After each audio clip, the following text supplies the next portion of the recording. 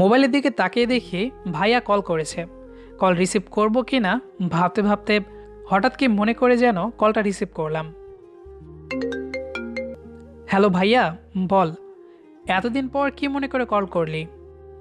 কাব্য, আমি জানি ভাই, তুই আমার ওপর রাগ করে আছিস, কারণ আমি তোর সাথে যা করেছি তা একদম ঠিক করিনি। তুই কি এটা বলতে কল করেছিস?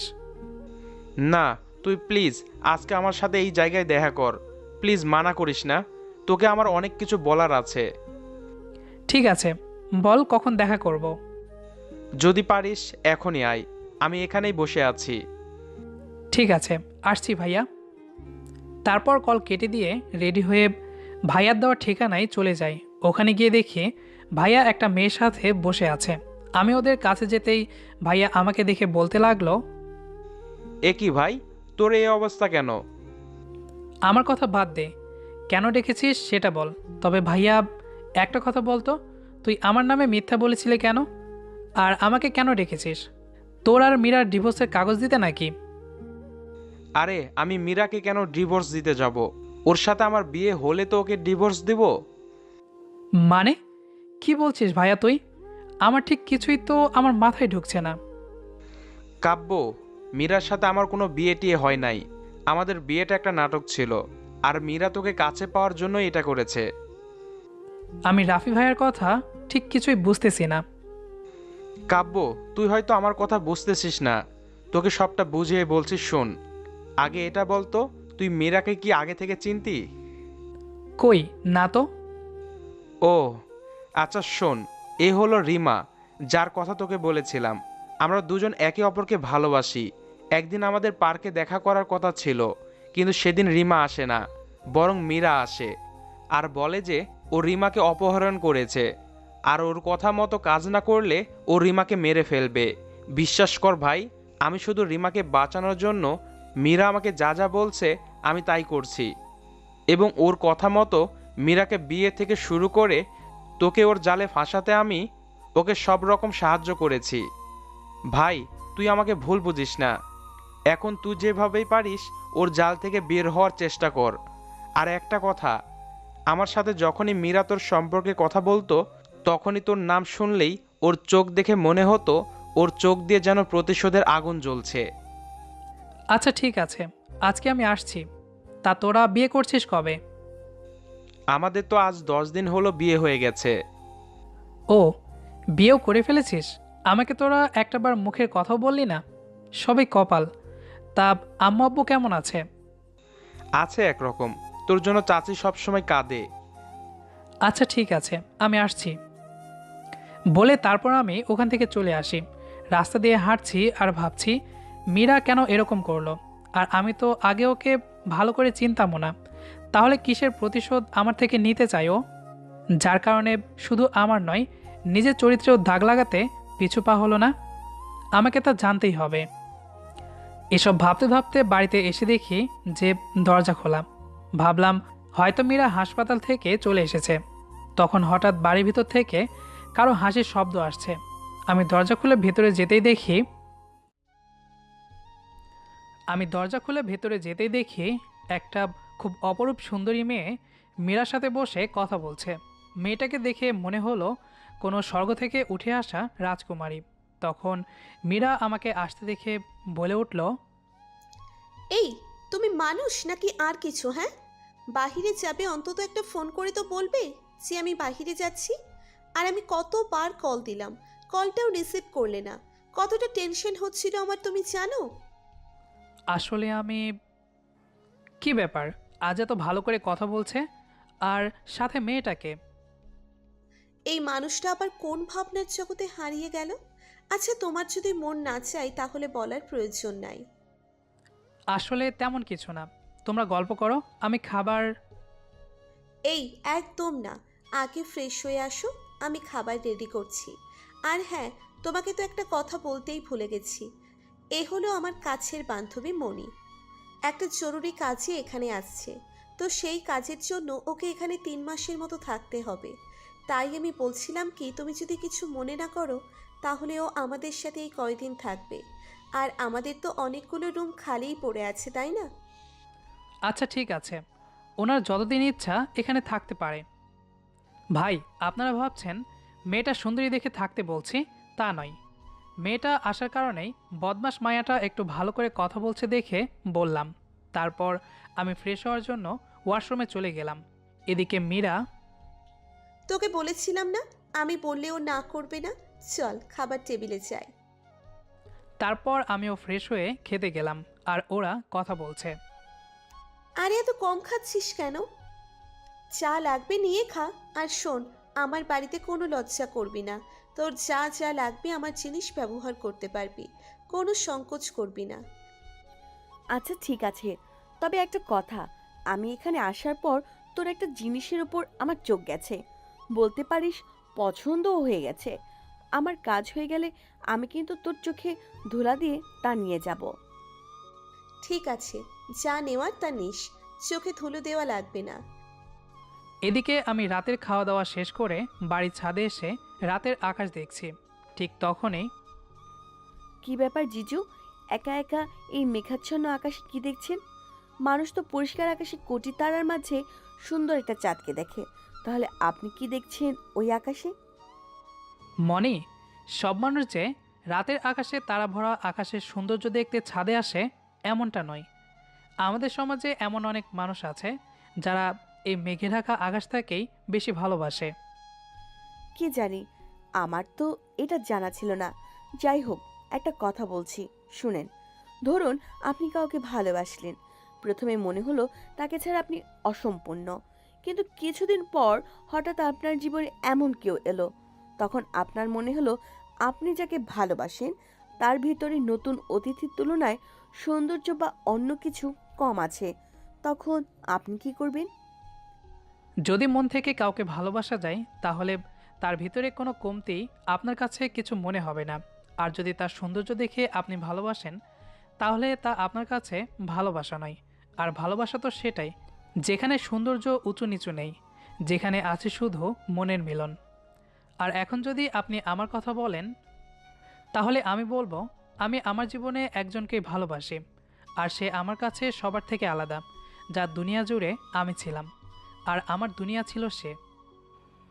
তারপর ছাদ থেকে নিচে নেমে আসি। এভাবে দেখতে দেখতে প্রায় আরও 2 মাস কেটে যায়। মনে মেয়েটার সাথে আমার ভালোই বন্ধুত্ব হয়েছে, আর মীরাও এখন আমার সাথে খারাপ ব্যবহার করে না।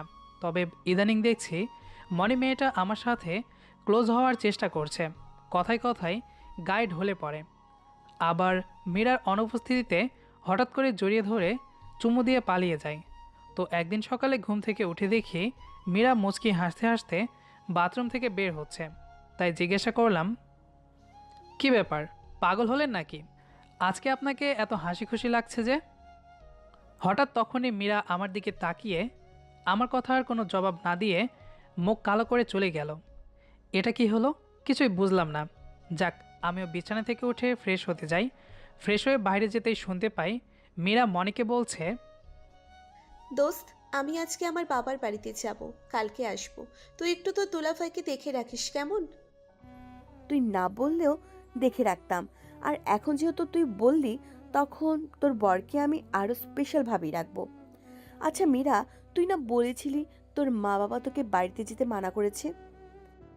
হ্যাঁ, তা বলেছিলাম, কিন্তু এখন যেতে বলছে। আর কালকে আমি ওকে একটা সারপ্রাইজ দিতে চাই। আচ্ছা তোরা থাক। তারপর কথাগুলো বলে মীরা চলে যায়, আর আমি খাবার টেবিলে যেতেই মনিও খাবার খেতে এলো। তারপর দুজনে খাবার খেয়ে দিনটা গল্প করে কাটিয়ে দিলাম। তারপর আমি রাতে খাবার খেয়ে রুমে গিয়ে মোবাইলটা হাতে নিয়ে একটু ফেসবুকে ঢুকলাম। তখনই আমার রুমে মনি এলো। এই নাও দুলা ভাই, ফলের জুসটা খেয়ে নাও। আমি জুস খাই না। থাক, খেতে হবে না। আমি কত কষ্ট করে জুসটা তোমার জন্য বানিয়ে আনলাম, যখন জুসটা খাবে না তাহলে কি আর করা, এটা ফেলে দেই। থাক, ফেলে দিতে হবে না, আমাকে গ্লাসটা দাও। বলে মনের দিকে তাকাতেই আমার চোখ আটকে গেল ওর দিকে। মনিকে আজ লাল শাড়িতে যা লাগছে না, অসম্ভব রকমের সুন্দর লাগছে। আমার তাকানো দেখে মনি লজ্জা পেয়ে বলল, এভাবে কি দেখছো?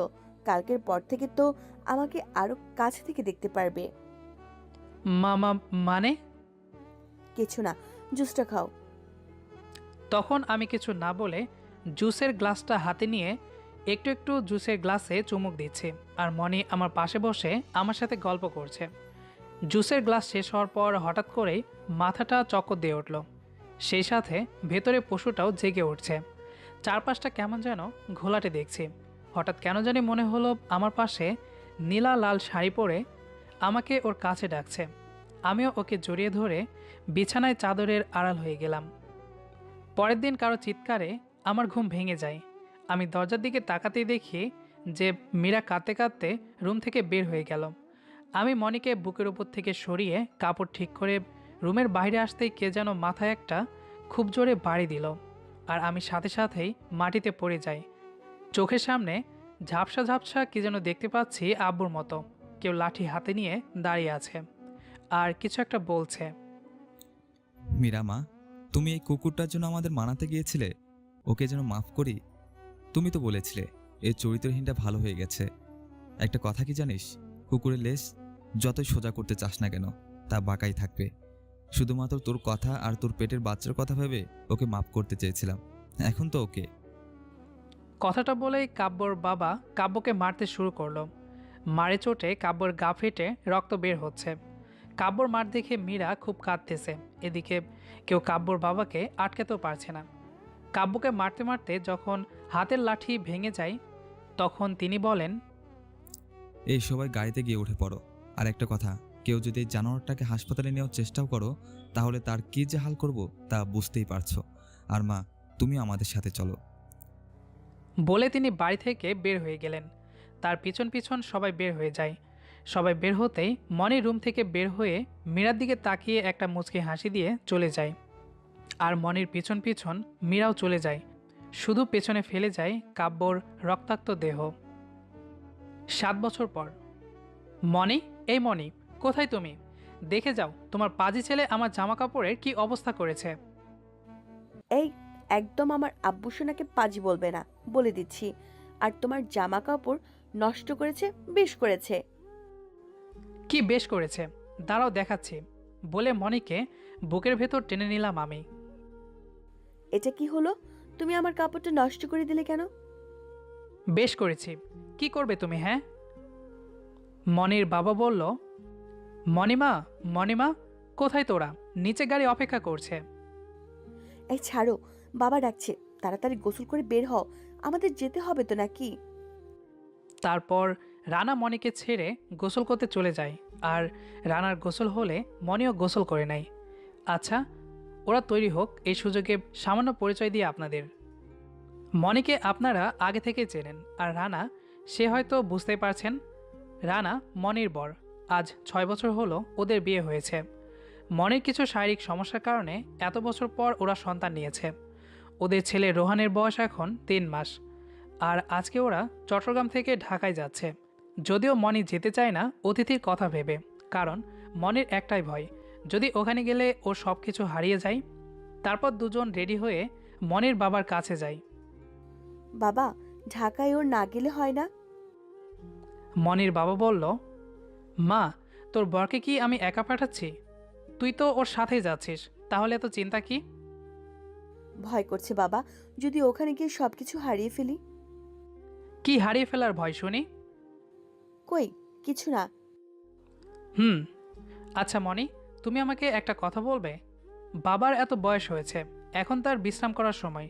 সেই সময় যদি আমার মতো একটা ধামড়া ছেলে ঘরে বসে থেকে বাবাকে গাধার মতো খাটায়, তাহলে সেটা ভালো লাগবে?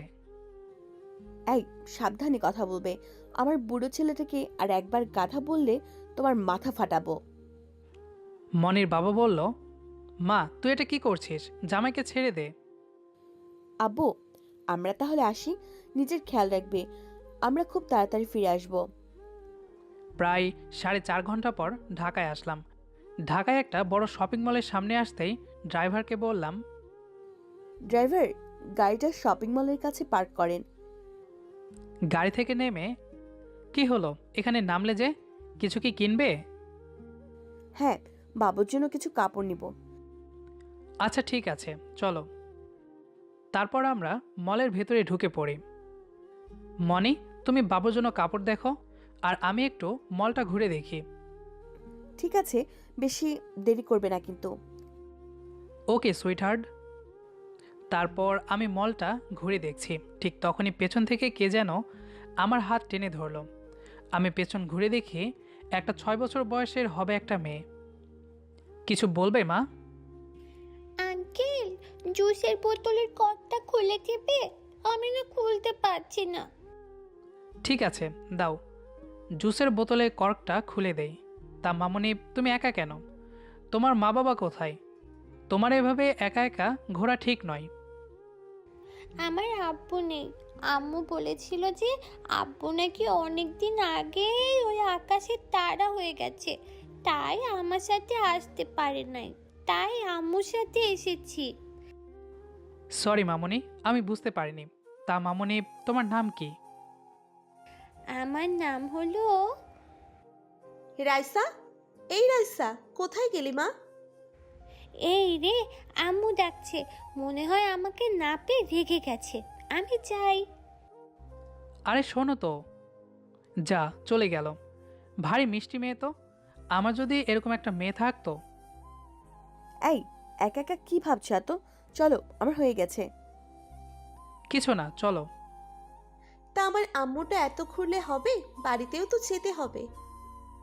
হ্যাঁ চলো, তবে বাড়িতে গিয়ে আমাকে কিন্তু চিংড়ি মাছ রান্না করে খাওয়াবে। চিংড়ি মাছের কথা শুনেই মীরার মনটা খারাপ হয়ে গেল। কারণ কাব্য যে চিংড়ি মাছ খেতে খুব পছন্দ করে। ছোটবেলায় নাকি কাঁচা চিংড়ি মাছ অনেকবার খেয়েছিল সে। কাব্যর আম্মুর কাছে শুনেছে। ঠিক আছে মা, খেও। এবার তো চলো। তারপর মীরা রাইসাকে নিয়ে মলের বাইরে আসতে দেখে যে কাব্যর মতো কেউ গাড়িতে করে চলে যাচ্ছে। মীরা হঠাৎ কাব্যকে জীবিত দেখে মীরার পৃথিবীটা যেন থমকে গেল। মীরা ভাবল, এটা কি করে সম্ভব?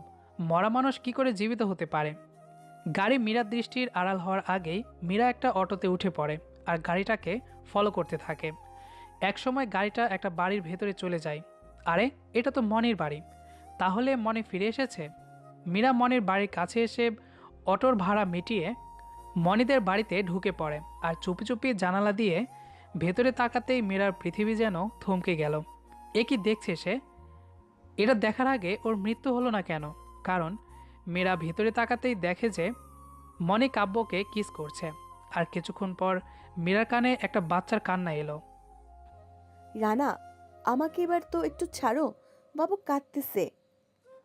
তারপর মনে ভেতরে যেতেই মীরা কলিং বেল দেয়। এই অসময়ে আবার কে বাড়িতে আসলো ভেবে দরজা খুলেই দেখি একটা মেয়ে দাঁড়িয়ে কাঁদতেছে। আপনি কে আপু? আপনাকে তো ঠিক চিনতে পারলাম না। কাব্য মীরাকে আপু বলে ডাকায় অবাক হয়ে যায় মীরা। আর তার থেকেও বেশি অবাক হয়ে গেল এটা শুনে যে সে নাকি তার হবু বউকে চিনতে পারছে না। এই বাবুর আব্বু, বাড়িতে কে এসেছে? মনে ভেতর থেকে জিজ্ঞেস করলো। একটা আপু এসেছে, চিনি না তো। ঠিক আছে, তুমি ভিতরে এসে বাবুর পাশে বসো, আমি দেখছি। তারপর মনি বাহিরে আসে আর কাব্য ভিতরে ছেলের কাছে চলে যায়। এদিকে মনি বাহিরে আসতেই দেখে মীরা দরজার কাছে দাঁড়িয়ে আছে। এ কি, তুই এখানে? হ্যাঁ, আমি। আর ভিতরে যে গেল, ও আমার কাব্য, তাই না?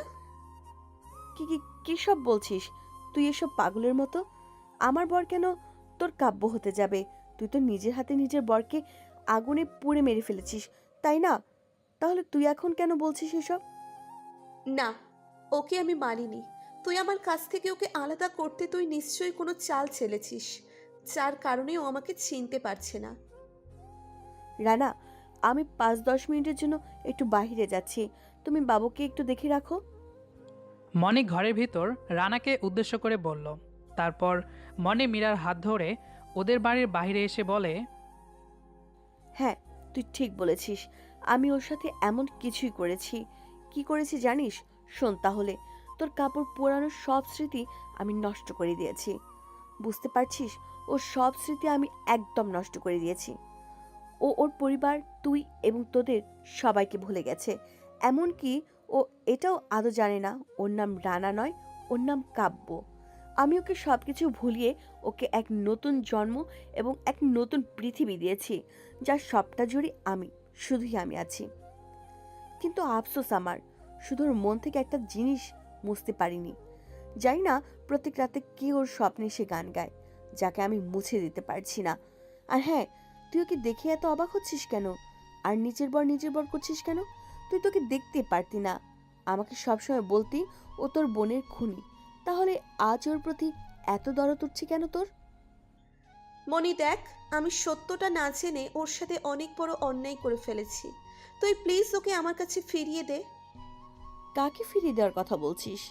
যাকে তুই তার পরিবারের কাছে খারাপ বানাতে আর মেরে ফেলতে মিথ্যা কথা বলে আমার সাহায্য নিয়েছিলি।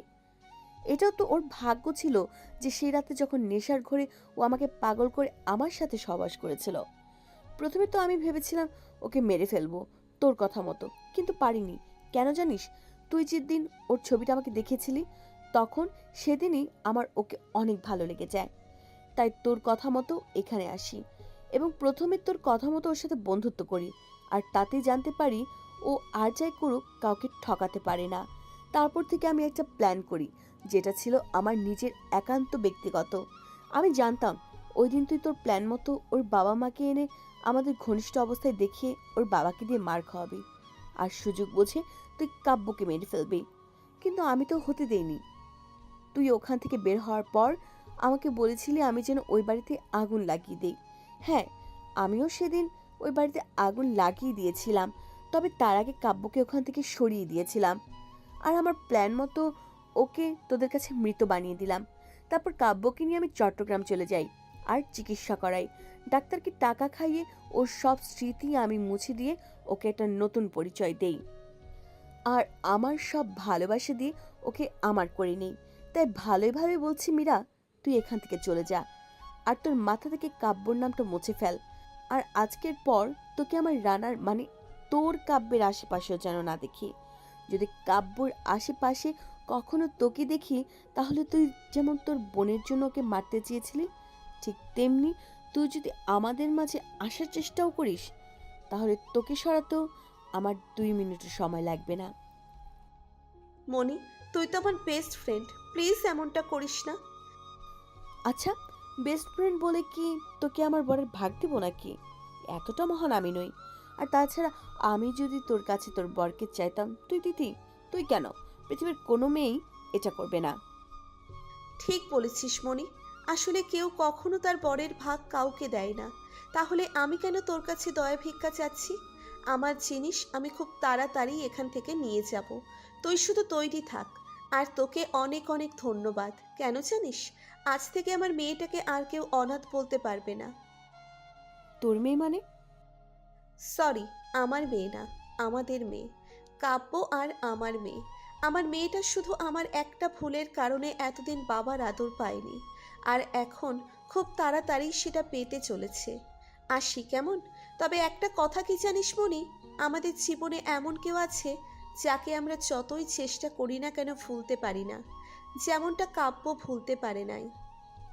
তুই হয়তো কাব্যের সব স্মৃতি থেকে আমাকে এবং আমার পরিবারের সবার কথা মুছে দিতে পেরেছিস, কিন্তু তাকে ভুলিয়ে দিতে পারিসনি। যে কাব্যের জন্য স্পেশাল, কাব্য আজও তাকে ভুলতে পারেনি, আর সে আজও কাব্যের ভিতরে বেঁচে আছে। এদিকে মীরার মুখে এমন কথা শুনে মনি খুব ভয় পেয়ে গেল আর বলল, তুই কার কথা বলছিস মীরা? সেটা সময় আসলেই তুই জানতে পারবি। বলে মীরা ওখান থেকে চলে যায়। আর এদিকে মনি হঠাৎ কিছু হারিয়ে ফেলার ভয়ে বাড়ির ভেতর দৌড়ে গিয়ে কাব্যকে শক্ত করে জড়িয়ে ধরে, এমনভাবে জড়িয়ে ধরে যেন কাব্যকে ছেড়ে দিলেই কাব্য হারিয়ে যাবে। এদিকে মীরা এখান থেকে সরাসরি ওর মেয়েকে নিয়ে কাব্যদের বাড়িতে চলে যায় আর সবাইকে বলে দেয় যে কাব্য এখনও বেঁচে আছে। কি বললি মা তুই? আমার ছেলে বেঁচে আছে? তুই একবার আমাকে ওর কাছে নিয়ে চল। কতদিন ছেলেটাকে দেখি না, আজকে ওকে প্রাণ ভরে দেখব। মা প্লিজ আমাকে শুধু একটিবার নিয়ে চল। না মা, এখনো সময় আসেনি। ও যে তোমাদের কাউকে চিনতে পারবে না, কারণ তারপর মীরা সব কিছু খুলে বলে কাব্যর পরিবারকে, মনি আর কাব্যর সাথে যেসব কাহিনী ও দেখে এসেছে। মীরার মুখে সব কিছু শুনে সবাই কাঁদতেছে, শুধু কাব্যের বাবা ছাড়া। কাব্যের বাবা কিছুই বলছে না, সোফায় বসে বসে কি যেন ভাবতেছে। তারপর আমি আমার রুমে এসে আলমারি থেকে একটা ডায়েরি বের করে পড়তে থাকি, যেটা কাব্যর লেখা ডায়েরি ছিল। যে ডায়েরির শেষের দিকে হাতে গোনা কয়েক পাতায় কাব্য আর আমাকে নিয়ে লেখা আছে, আর বাকিটা ডায়েরি জুড়ে আমার বোন নীলা। ডায়েরিটা পড়তে পড়তে হারিয়ে যায় অতীতে। কথাগুলো মীরা বলল। 7 বছর আগে ফিরে এলাম। সেদিন কাব্যকে ওই বাড়িতে রেখে এসে খুব খুশি খুশি লাগছে, কারণ আজ আমার বোনের হত্যার প্রতিশোধ আমি নিতে পেরেছি। তবুও কেন জানি না আমার মন বলছে আজকে আমি অনেক বড় ভুল করতে চলেছি। এসব ভাবছি আর আলমারিতে কাপড় রাখছি। কাপড় রাখার পর যেই আলমারি বন্ধ করতে যাব, তখনই আলমারিতে একটা ডায়েরি দেখতে পাই। জানি না কি মনে করে আমি ডায়েরিটা হাতে নিতেই ডায়েরির উপরে সুন্দর করে লেখা আমার আর তার লাভ স্টোরি। ভাবলাম বাবা, চিটারটা আবার ভালোবাসতেও জানে, পড়ে দেখি একটু। কেন জানি পড়তে মন চাচ্ছে। ডায়েরিটার প্রথম পাতায় আমার বোন নীলাকে নিয়ে একটা সুন্দর কবিতা লেখা, আর তাই আগ্রহটা আরও বেড়ে গেল। নীলার অসমাপ্ত ডায়েরির শেষ থেকে। আপনাদের মনে আছে, নীলার ডায়েরি কিন্তু সেদিন মীরা অসমাপ্ত রেখেছিল। ডায়েরি পড়া শুরু। আমার নীলা আজ ওদের বাড়ি যেতেই দাদু বাড়ি থেকে ফোন আসে আমার, আর আমাকে সেখানে যেতে বলা হয় খুব জরুরিভাবে। আমি দাদু বাড়িতে পা রাখার আগেই একটা আননোন নাম্বার থেকে কল আসে হঠাৎ। আমি কলটা রিসিভ করার পর জানতে পারি এটা নীলার মা কল করেছে। এটা নীলার মা জেনে প্রথমে আমি ভয় পেয়ে গিয়েছিলাম, কারণ তারা কি না কি বলবে এটা ভেবে। কিন্তু নীলার আম্মুর কথায় আমার সব ভয় কেটে যায়। আর সবচেয়ে বড় কথা হচ্ছে, তারা আমাকে এমন একটা কথা বলেছে যা শুনে আমি যে কতটা খুশি হয়েছি তা বোঝাতে পারবো না। তবে একটা বিষয় বুঝলাম না, নীলার মা বাবা ব্যাপারটা কিভাবে এতটা স্বাভাবিকভাবে নিল। যাই হোক, এখন আমার সুবিধা হয়েছে। এই একটা কারণের জন্য হলেও অন্তত বাবা মাকে নীলার জন্য মানাতে পারবো, একটা উৎস পেলাম। কিন্তু নীলার মা আমাকে জানি না কেন আজকে রাতেই ওদের বাড়িতে যেতে বলেছে। কারণটা জানতে চাইলে বলে তারা নীলাকে একটা সারপ্রাইজ দিতে চায়। আমি জানতে চাইলে কি সারপ্রাইজ, তখন তারা আমাকে একটা প্ল্যানের কথা বলে। আমি প্রথমে তাদের প্ল্যানে রাজি হতে চাইনি, কিন্তু পরে কী জানি ভেবে রাজি হয়ে গেলাম। আর নীলার সাথে জীবনের প্রথম বাজে ভাষায় কথা বললাম। ও আমার কথা শুনে কাঁদতেছিল প্রচুর। ওর কান্না শুনে আমারও তেমন একটা ভালো লাগছিল না, তাই কলটা কেটে দিলাম। তার কিছুক্ষণ পর নীলার মা ফোন করে আমাকে তাদের বাড়িতে যেতে বলে। আমি তাদেরকে বলি যে আজকে যেতে পারবো না, কারণ আজকে দাদু বাড়িতে আসছি মাত্র। বাড়িতে কথা বলে তাদেরকে জানাবো কখন যেতে পারবো। তারপর কলটা কেটে দেই। তারপর আমি বাড়িতে ঢুকতেই সবাই আমাকে ঘিরে ধরে, আমি যেন এলিয়েন এসেছি তাদের কাছে। তারা সবাই একের পর এক প্রশ্ন করেই যাচ্ছে। তো সবার সাথে কথা বলার পর নিজের রুমে আসতেই আব্বু আম্মু আসলো। তোমরা কিছু বলবে? হ্যাঁ, তুই কি জানিস তোকে আমরা কেন ডেকেছি এখানে? আমি কি করে জানবো? হ্যাঁ তাই তো। দেখ বাবা, আমাদের বয়স হচ্ছে, কতদিন আর বেঁচে থাকবো জানি না। তাই আমরা চাই যে তোমার চাচার মেয়ের সাথে তোমার বিয়ে হোক। আব্বুর কথা শুনে যেন আমার মাথায় আকাশ ভেঙে পড়ল। আমি মাথা নিচু করে কাঁপা কাঁপা গলায় বললাম, এ বিয়ে আমি করতে পারবো না, কারণ। তারপর আব্বু আম্মুকে সব কিছু খুলে বলি নীলা এবং আমার সম্পর্কে। আব্বু আম্মু কথাগুলো শোনার পর কিছু না বলেই রুম থেকে বের হয়ে যায়। এখন রাত 3টা। আজকে কেন জানি চোখে ঘুম আসছে না, তাই ফেসবুকে নিউজ ফিডে ঘুরছি। ঠিক তখনই নীলার ফোন থেকে একটা কল আসে, আর আমি কলটা কেটে দিলাম।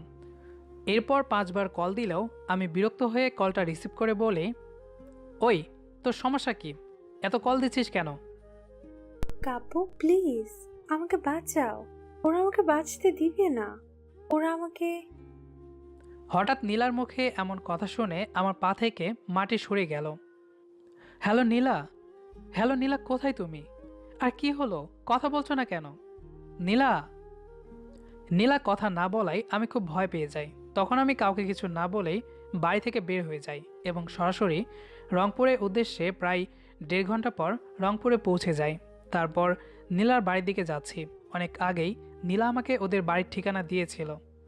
আমি যখন বাড়ির কাছাকাছি প্রায় এসে গেছি, তখন দেখি 2জন মানুষ রাস্তায় কী যেন ফেলে পালিয়ে যাচ্ছে। তারপর আমি তাড়াহুড়ো করে যখন ওই জায়গায় পৌঁছে যাই, তখন যা দেখলাম তা দেখে আমার স্বপ্নে গড়া পৃথিবীটা যেন ভেঙে চুরমার হয়ে গেল। এ কি দেখছি আমি? নীলা রক্তাক্ত অবস্থায় পড়ে আছে। এই নীলা, নীলা, তোমার এই অবস্থা কেন? কে করেছে তোমার এই অবস্থা? কাব্য ভালোই হয়েছে তোমাকে এই অবস্থায় কাছে পেয়ে। মরার আগে তোমাকে দেখার জন্য আল্লাহকে অনেক ডেকেছিলাম। আল্লাহ তাআলা হয়তো আমার ইচ্ছে পূরণ করেছে। না নীলা, না, এ আমি কিছুতেই হতে দেব না। আমি তোমাকে এখনই হাসপাতালে নিয়ে যাচ্ছি, দেখবে তোমার কিচ্ছু হবে না। কাব্য, প্লিজ, হাসপাতালে যাওয়ার মতো সময় আমার কাছে নেই। আজকে তুমি আমাকে যাদের কথা মতো সারপ্রাইজ দিতে চেয়েছিলে, তারাই দেখো আজ তোমাকে কত বড় সারপ্রাইজ দিয়ে দিল। তুমি কি বলছো এসব? হ্যাঁ, আমি ঠিক বলছি। তোমার বলা কথা শুনে যখন আমি মরতে গিয়েছিলাম, তখন আমি মা বাবার রুমে যাই তাদের শেষবারের মতো দেখতে। কিন্তু তখন জানতে পারি তুমি কি যেন সারপ্রাইজ দিতে আমাকে ওই পচা কথাগুলো বলেছিলে। আমি প্রথমে মন খারাপ করলেও পরে এটা ভেবে খুশি হয়েছিলাম যে তুমি এখনো আমারই আছো। এটা ভেবে আমি অনেক খুশি হয়েছিলাম। তারপর যখন আমি নিজের রুমে যাব, হঠাৎ তখন আমার বাবা মার বলা একটা কথা আমার কানে আটকে গেল। কারণ ওরা যা বলছিল তা শুনে আমার যেন মাথায় আকাশ ভেঙে পড়ে। কি বলেছিল জানো? তারা নাকি আমার বাবা মা নয়, আমার মা বাবাকে নাকি তারা টাকার লোভে মেরে ফেলেছিল। সেদিন হয়তো ওরা আমাকেও মেরে ফেলতো, কিন্তু আমার নামে বাবা মা মরার আগে সব সম্পত্তি লিখে দেয়। তাই তারা আমাকে এতদিন বাঁচিয়ে রেখেছিল। আর আজ যখন তারা জানতে পারে আমি তোমাকে ভালোবাসি আর আমাদের ভালোবাসার ফসল পেতে বড় হচ্ছে, তখন তারা আমাকে মেরে ফেলার প্ল্যান করে। আচ্ছা কাব্য, আমার যাওয়ার সময় হয়ে যাচ্ছে, তবে যাওয়ার আগে তোমার কাছে একটা জিনিস চাইবো। কথা দাও, তুমি রাখবে? এই তোমাকে ছুঁয়ে কথা দিলাম নীলা, আমি তোমার সব কথা শুনবো পরে, কিন্তু আগে তোমাকে হাসপাতালে নিয়ে যাব। আমার আমার হাতে এত সময় নেই কাব্য। আমি মারা যাওয়ার পর কেউ যেন জানতে না পারে আমি মারা গেছি। আর আমি যাদের মা বাবা বলে ডাকি, এতদিন ডেকে আসছি, তুমি তাদের কোনো ক্ষতি করবে না। মা বাবার কিছু হলে যে আমার আপু বেঁচে থাকতেও মারা যাবে। আর সে যদি জানতে পারে তার ছোট বোনকে তার মা বাবার সম্পত্তি আর টাকার লোভে মেরেছে, তাহলে আপু তাদের কোনোদিনও মাফ করতে পারবে না। তাই আমি চাই না এটা কাব্য। এই নীলা, নীলা, কথা বলছো না কেন? এই কথা বলো। এই তুমি না বলেছিলে আমার হাত কোনোদিনও ছেড়ে দিবে না? তাহলে আজকে কেন আমাকে মাঝ রাস্তায় ছেড়ে চলে যাচ্ছ?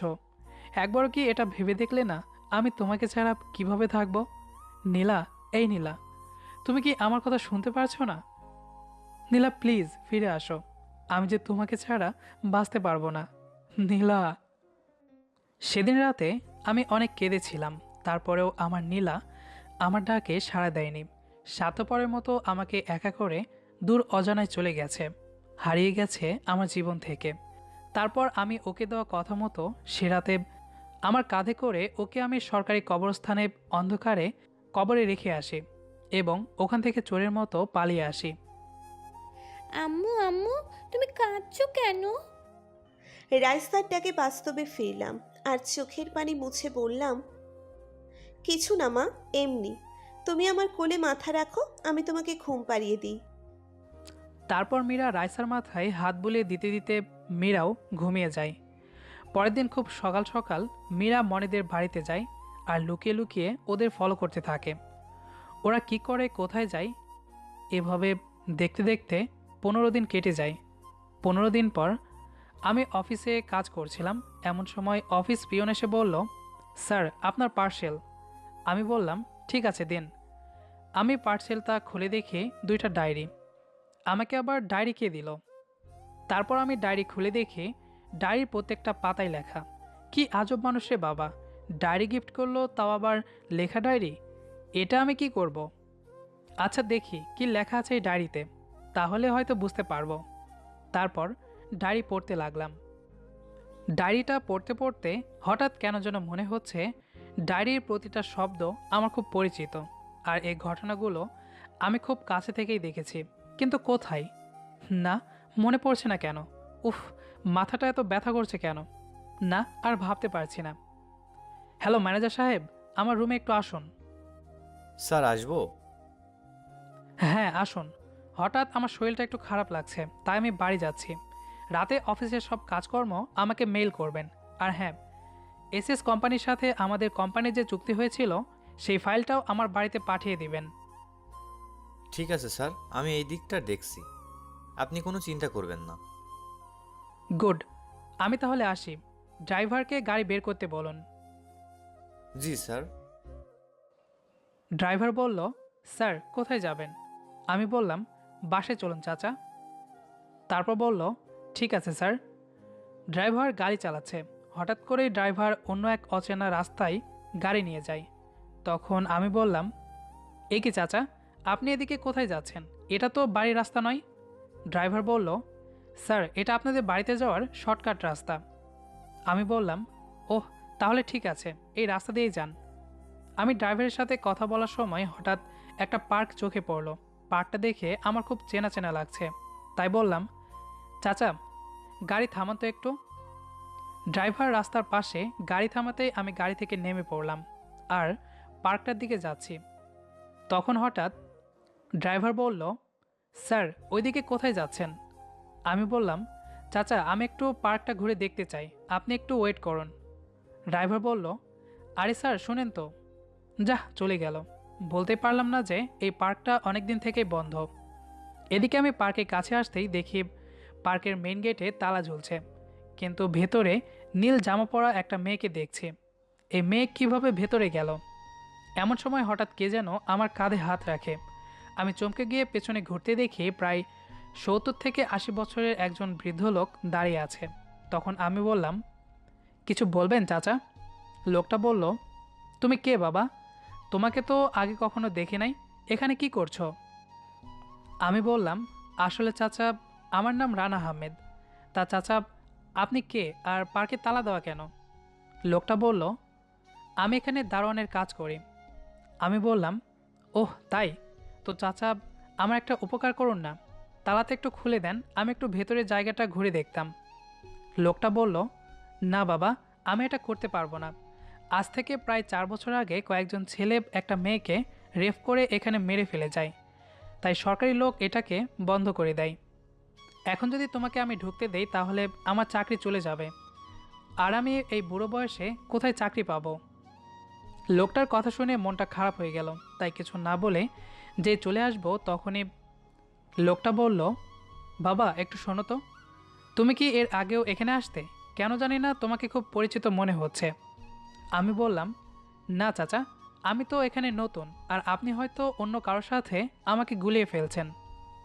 লোকটা বলল, তাই হবে হয়তো, বয়স হয়েছে তো। কিন্তু তোমার মতোই একটা ছেলে কয়েক বছর আগে এখানে রোজ আসতো। ছেলেটার সাথে একটা গোলগাল চেহারার মেয়েও আসতো। কী যেন নাম ছিল মেয়েটার, ঠিক মনে পড়ছে না। ও হ্যাঁ, নামটা নীলিমা কি নীলা ছিল। নীলা নামটা শুনেই কেন জানি নামটা খুব পরিচিত মনে হলো। হঠাৎ আমার মোবাইলটা বেজে উঠল।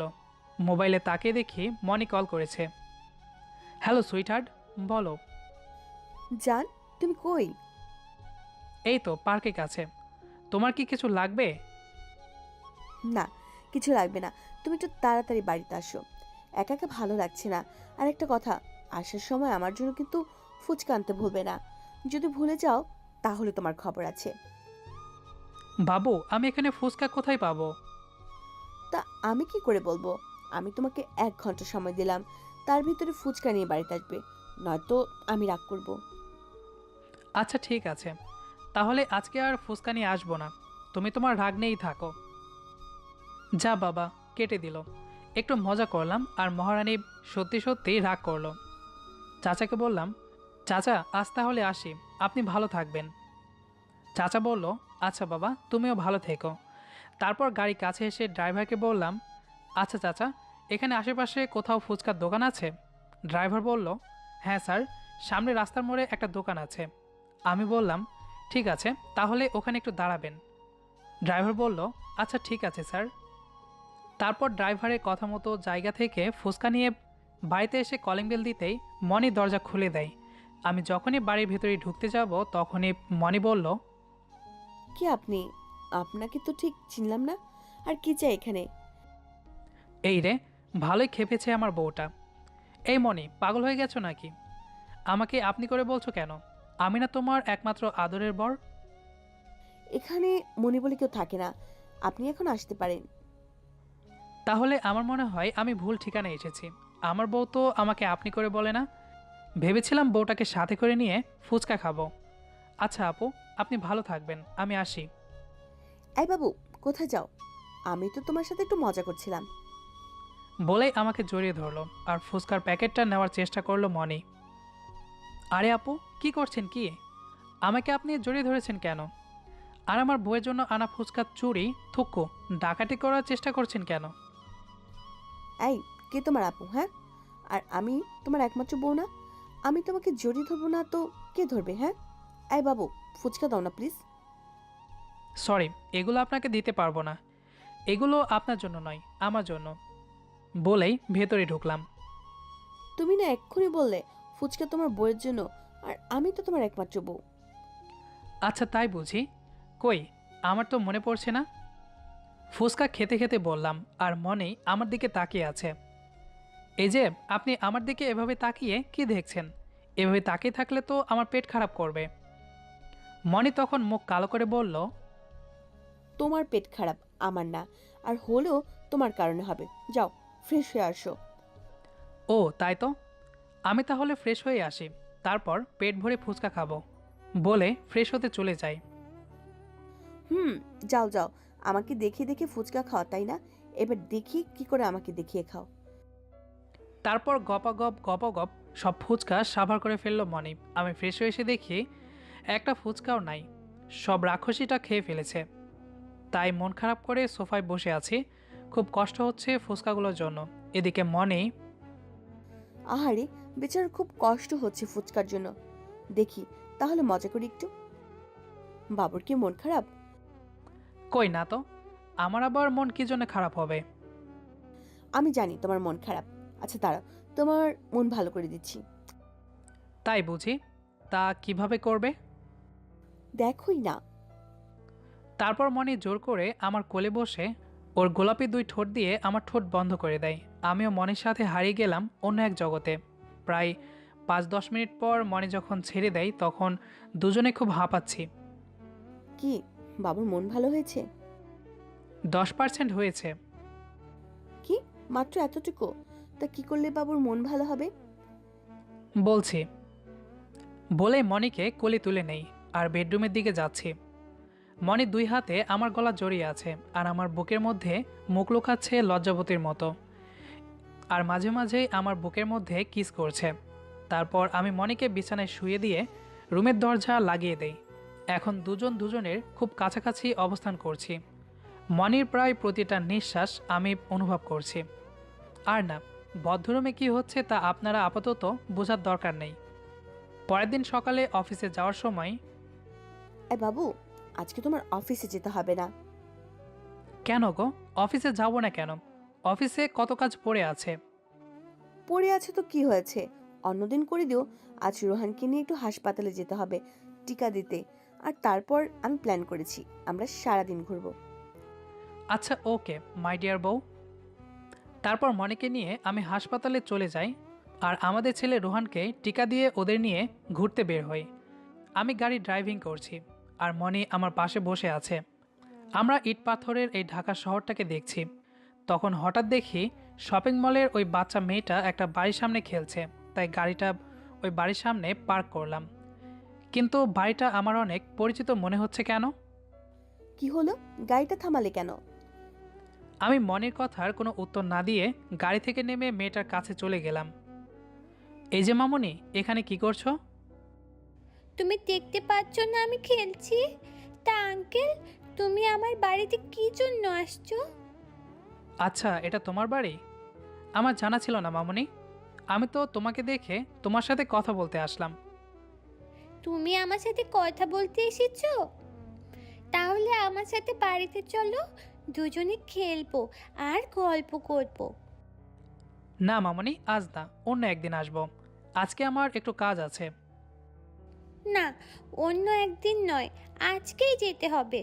আর তুমি না আমাকে মামুনি বলে ডাকলে, মামুনি মানে তো আম্মু। আর ছেলে হয়ে কি আম্মুর কথা শুনবে না? আমি কিন্তু রাগ করব। আমি রাইসার কথা শুনে অবাক হয়ে ওর দিকে তাকিয়ে আছি। কি পাকা মেয়ে রে বাবা, কেমন পাকা পাকা কথা বলছে। আমি ওকে কিছু বলতে যাব তার আগেই আমার মেয়ে কিন্তু ঠিক কথাই বলেছে, ওর কথা না শুনলে কিন্তু ও খুব রাগ করবে। কথাটা শুনেই আমি মেয়েটার দিকে তাকিয়ে দেখি, আরে এটা তো ওই আপুটা যিনি আমাদের বাড়িতে এসেছিল। আর তাকে দেখে মনি ভয়ে আমার হাত শক্ত করে ধরলো। আরে আপু, আপনি? হ্যাঁ আমি। আর রাইসা আমার মেয়ে, আর আমাকে আপু না বলে মীরা বলে ডাকলেই খুশি হব। উফ, দেখেছেন আমি কি পাগলি মেয়ে, সেই কখন থেকে তোমাদের বাহিরে দাঁড় করিয়ে রেখেছি। সরি, কিছু মনে করবেন না, আপনাকে তুমি করে বলে ফেলেছি।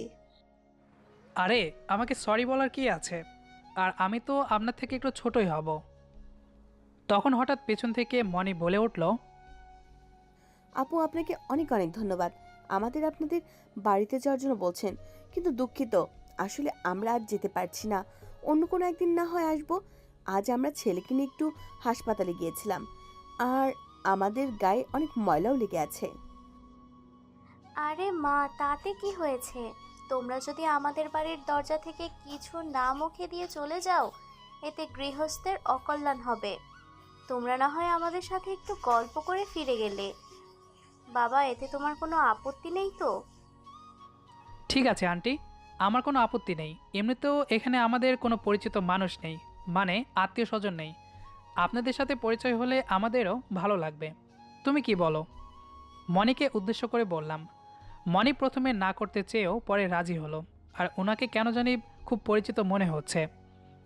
কিন্তু কোনো কিন্তু নয়, দেখছো না আন্টি কতবার করে বলছে। মনি তখন আর কিছু বলল না, শুধু নিজের হাতের একটা আঙ্গুল কামড়াচ্ছে। মনি যখন কোনো কারণে ভয় পায় তখন এমনটা করে, কিন্তু এখন কেন এমনটা করছে বুঝতে পারছি না। যাই হোক, তারপর আমরা ওদের সাথে ওদের বাড়িতে ঢুকেছি। কিন্তু আমি যতই বাড়ির ভিতরে যাচ্ছি ততই বাড়িটা আমার খুব পরিচিত মনে হচ্ছে। চোখের সামনে ঝাপসা দেখতে পারছে কয়েকটা বাচ্চা ছেলে দৌড়াদৌড়ি করছে, আর তাদের একজন মহিলা লাঠি হাতে তাদের দৌড়ানি দিচ্ছে। তখন আমি একা একা বাড়িটা ঘুরে দেখছি, আর তখন এই, ওইদিকে কোথায় যাচ্ছ? যাক না মা, ছেলেটা কত বছর পর বাড়িতে এলো, বাড়িটা একটু ঘুরে দেখো। কত বছর পরে মানে? আপনারা কি ওকে চেনেন? মনে ভয় পেয়ে বলল, কোথাও এরা আমার রানার পরিবারের মানুষ নয় তো? ও যদি জানতে পারে ওর পরিবারের সবাই বেঁচে আছে তাহলে আমার কি হবে? ও তো আমাকে ভুল বুঝবে। মনে মনে মনে বলল, কি রে, কি এত ভাবছিস? এটাই তো ভাবছিস ওনারা কাব্যকে চেনে কিনা? আচ্ছা, আমি তো সব সমস্যা দূর করে দিচ্ছি। এনাকে দেখছিস, কাব্যের মাকে দেখিয়ে। ইনি হলেন আমার শাশুড়ি, মানে কাব্যকে জন্ম দেওয়া কাব্যের গর্ভধারিণী মা। সম্পর্কে তোরও শাশুড়ি মা হয়। আর এই মেয়েটাকে দেখছিস, এ হলো আমার বড় যা। মীরা এসব কথাগুলো বলছে মনিকে। এদিকে হঠাৎ মীরার কথা শুনে মনি খুব ঘাবড়ে যায়। ও এই ভয়টাই পাচ্ছিল যেন, আর বারবার আল্লাহকে ডাকছে কখন তারা এখান থেকে চলে যায়। বৌমা, আমার কোলে আমার নাতনিকে দিবে না? মনে না চাইতেও শাশুড়ি কোলে ছেলেকে তুলে দেয়, আর মনে মনে বলছে, এখন ছেলের কথা মনে হচ্ছে। ওই দিন তো তারা তাদের ছেলের একটা কথাও শুনেনি। ওকে সত্যটা বলার সুযোগটাও পর্যন্ত দেওয়া হয়নি। চোরের থেকেও খারাপভাবে মেরে ফেলে গেছিল। একবারও ভেবে দেখেনি ছেলেটা বেঁচে আছে কিনা। এদিকে আমি ঘুরতে ঘুরতে একটা রুমের সামনে এসে দাঁড়িয়ে পড়ি। রুমটা আমার অনেক পরিচিত মনে হচ্ছে। আমি যেন স্পষ্ট দেখতে পাচ্ছি একটা ছেলে আর একটা মেয়ে দৌড়ে রুমের ভেতর চলে যাচ্ছে, আর হঠাৎ ভেতর থেকে কি যেন চিৎকার করছে, একটা মেয়েলি কণ্ঠ। আমি রুমের ভেতরে ঢুকে দেখি রুমে কেউ নাই। তাহলে এই শব্দ, এই আওয়াজ? হঠাৎ আমি আবার দেখতে পারছি আমার মতো দেখতে একটা ছেলে বাইরে থেকে কিছু ছবি হাতে করে নিয়ে রুমে ঢুকছে, আর রুমের দেওয়ালে একটা গুপ্ত লকারের ছবিগুলো লুকিয়ে রাখছে। আমি ওই জায়গায় গিয়ে গুপ্ত লকারটা খোলার চেষ্টা করছি, কিন্তু খুলতে পারছি না। হঠাৎ লকারের ড্রয়ারটা জোরে টান দিতেই খুলে গেল। ড্রয়ারটা খুলে ওখানে বেশ কিছু ছবি দেখতে পাই, আর ছবিগুলো হাতে নিয়েই আমি যেন আকাশ থেকে পড়লাম। এ কি দেখছি আমি? আমার সাথে একটা মেয়ের অন্তরঙ্গ অনেক ছবি। আমি মেয়েটার সাথে কি করে? না না, ভাবতে পারছি না। উফ, মাথাটা তো ব্যথা করছে কেন? চারদিকে অন্ধকার হয়ে আসছে। তারপর কি হলো মনে নেই। রাইসা মা, দেখো তো তোমার আঙ্কেল কোথায়? তোমার আঙ্কেলকে বলবে আম্মু খেতে ডাকছে। ঠিক আছে আম্মু। তারপর রাইসা রানা কাব্যকে খুঁজতে খুঁজতে ওদের রুমে এসে দেখে রানা মেঝেতে পড়ে আছে। রাইসা রানার কাছে গিয়ে রানাকে অনেক ডাকছে, কিন্তু ও উঠছে না। তাই রাইসা দৌড়ে মীরার কাছে চলে যায়। আম্মু আম্মু, আঙ্কেল তোমার রুমের মেঝেতে পড়ে আছে। অনেক ডাকলাম আঙ্কেলকে, কিন্তু উঠছেই না। মীরা রাইসার কথা শুনে দৌড়ে ওর রুমে যায়, সাথে মনিও যায়। ওরা গিয়ে দেখে সত্যি কাব্য মেঝেতে পড়ে আছে। এই কাব্য, তোমার কি হয়েছে? এই ওঠো না কাব্য। মীরা, তুই তো ডাক্তার, একটু দেখ না ও উঠছে না কেন। হ্যাঁ দেখছি, তুই আমাকে একটু সাহায্য কর ওকে বিছানায় ওঠাতে। তারপর দুইজন মিলে কাব্যকে বিছানায় শুইয়ে দেয়। মীরা কাব্যকে দেখছে, আর সবাই স্তব্ধ হয়ে দাঁড়িয়ে আছে। তারপর হঠাৎ রিমা বলে উঠল, মীরা, আমার দেবরকে কেমন দেখছিস? কি হয়েছে ওর? ভাবি, ও হয়তো কোনো কিছু নিয়ে খুব বেশি চিন্তা করছিল, তাই জ্ঞান হারিয়ে ফেলেছে। আমি ইনজেকশন দিয়ে দিয়েছি, একটু পর জ্ঞান ফিরবে। এদিকে কিছুক্ষণ পর আমার জ্ঞান ফিরতে দেখি আমি আমার রুমে শুয়ে আছি, আর বাড়ির অনেকেই আমার সামনে দাঁড়িয়ে আছে। তাহলে আমি এখানে কি করে আসলাম? আর আমার হাত পায়ের দিকে তাকিয়ে দেখি হাত পায়ে মারের কোনো চিহ্ন নাই কেন? মাথাও ব্যথা করছে না। আমি বিছানা থেকে উঠতে যাব, তখন এ কি, তুমি উঠছো কেন? বিছানায় শুয়ে থাকো। একসাথে বলে উঠল মীরা ও মনি। না, আমি ঠিক আছি। আচ্ছা, একটা কথা বুঝতে পারলাম না মীরা, আমি বাড়িতে কিভাবে আসলাম? আমি তো ওই বাড়িতে ছিলাম না, আর বাবা তো আমাকে খুব মারছিল। কাব্য, তোমার সব মনে পড়েছে? তুমি আমাদের চিনতে পারছো? ও খোদা, তোমাকে লক্ষ কোটি শুক্রিয়া। চিনতে পারবো না কেন? আর তোমরা আমার সাথে এমনভাবে কথা বলছো যেন আমার কি কিছু ভোলার কথা ছিল, বা ভুলে গিয়েছিলাম। আর আমি এখানে কি করে আসলাম? আর থামো থামো, তুমি এত চাপ নিও না, আমি তোমাকে সব খুলে বলছি। তারপর মীরা একে একে আমাকে সব বলতে শুরু করলো। তারপর মীরা সেই দিন সেই বাড়িতে ঘটে যাওয়া সব ঘটনা খুলে বলল, এবং ওই দিন থেকে আজ পর্যন্ত আমার সাথে যা যা হয়েছে সব কিছু খুলে বলে। ওদের কথা শুনে আমি সম্পূর্ণ বাকরুদ্ধ হয়ে গেছি। এদিকে দেখলাম মনি শুধুই কেঁদেই যাচ্ছে, কারণ মনে ভাবছে তার এত বছরে কষ্টে গড়ে তোলা সুখের সংসার তার চোখের সামনেই ভাঙতে চলেছে। আর আমি কী বা বলবো আর কী বা করবো বুঝতে পারছি না। আমি একবার মনের দিকে আর একবার মীরার দিকে তাকাচ্ছি। মীরা যদিও মনের মতো কাঁদছে না, তবু আমি জানি ওর মনে কি চলছে। ও কখনো নিজেকে অন্যের কাছে নিজের কষ্ট প্রকাশ করে না। তাই আমি ওদের কিছু না বলে ওখান থেকে বাড়ি ছাদে চলে আসি। তখন কাব্যকে যেতে দেখে মনিও ওর পিছনে যাওয়ার চেষ্টা করলে তখন ভাবি বলল, মনি, ওকে একটু একা থাকতে দাও। ও খুব বড় একটা শখ খেয়েছে আজ, তা কাটিয়ে উঠতে ওকে একটু সময় দেওয়া দরকার। তারপর আমি ছাদে চলে আসি, আর ছাদের এক কোণে বসে বসে ওদের বলা কথাগুলো ভাবছিলাম। ভাবতে ভাবতে কখন যে রাত হয়ে গেছে বুঝতেই পারিনি। আমি ছাদের এক কোণে এখনও বসে আছি, তখন হঠাৎ কে যেন আমার পাশে এসে বসে আমার কাঁধে হাত রাখে। আমি চমকে উঠে তার দিকে একদৃষ্টিতে তাকিয়ে আছি, কারণ আমার কাঁধে যে হাত রেখেছে সে আর কেউ না, ও হলো আমার প্রথম ভালোবাসা, আমার প্রথম স্বপ্ন নীলা, যাকে আমি আমার জীবনের থেকেও বেশি ভালোবাসি। আমি নীলার দিকে তাকিয়ে আছি। এভাবে আমার দিকে তাকিয়ে কি দেখছো? তোমাকে দেখছি, এখনও সেই আগের মতোই আছো।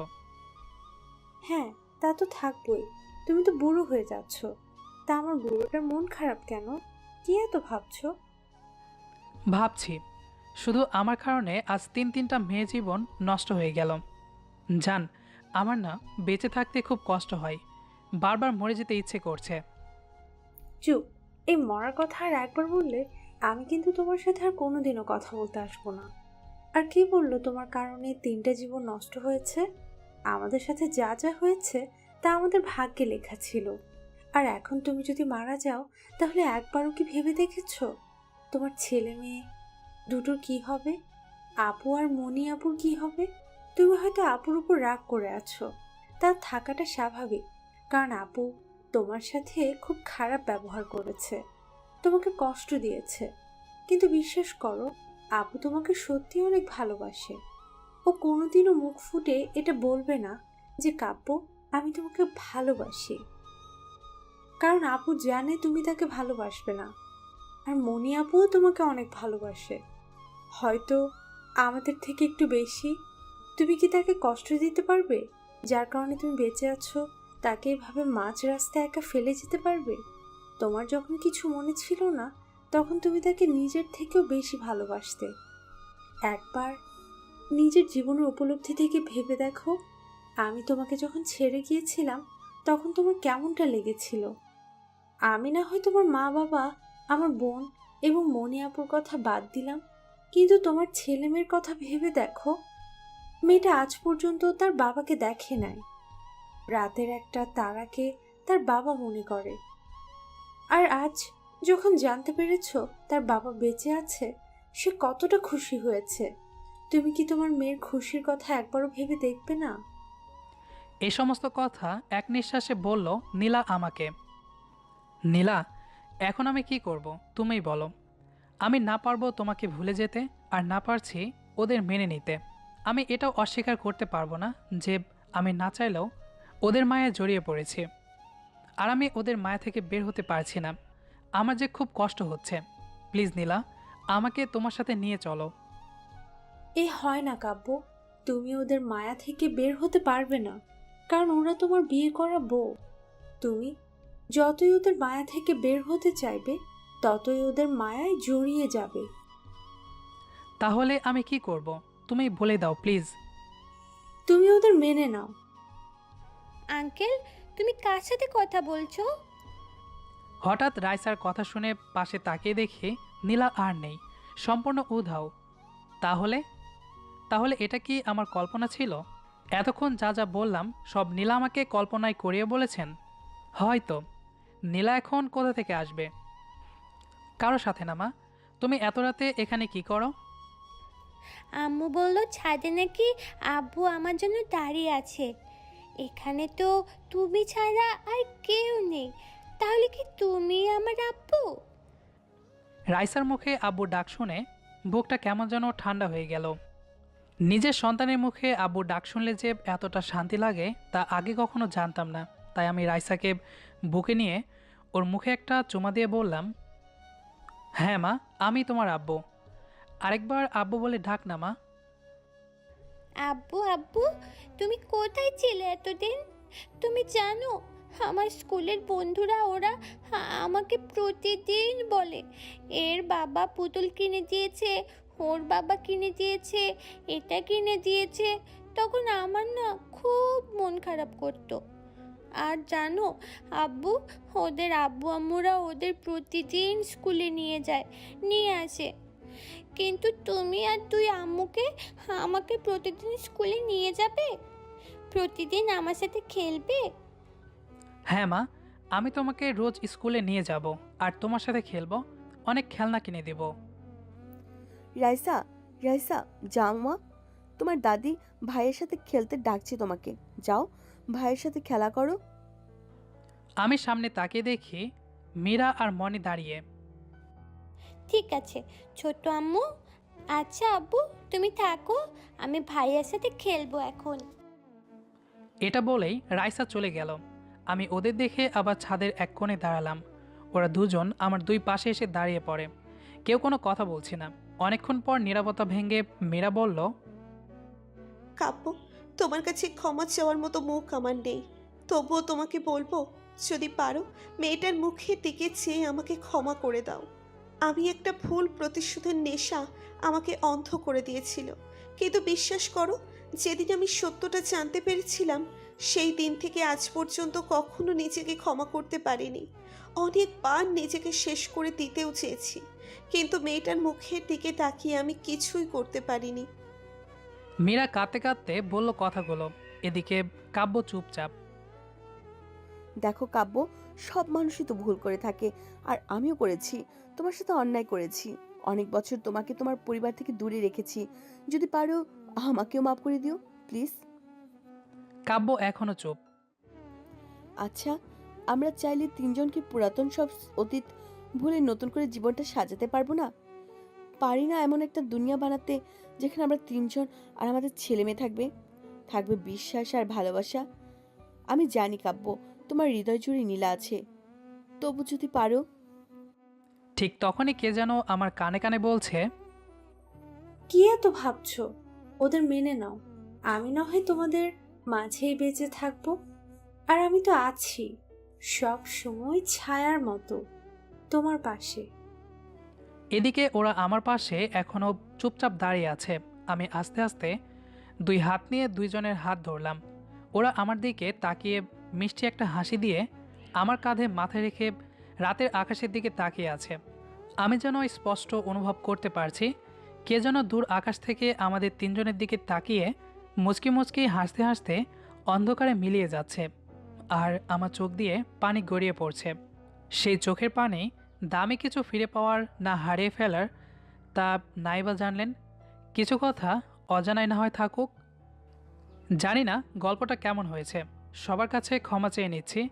আমি হয়তো আপনাদের মনের মতো গল্পটা উপস্থাপন করতে পারিনি, তবে আমি চেষ্টা করেছি আমার সেরাটা দিতে।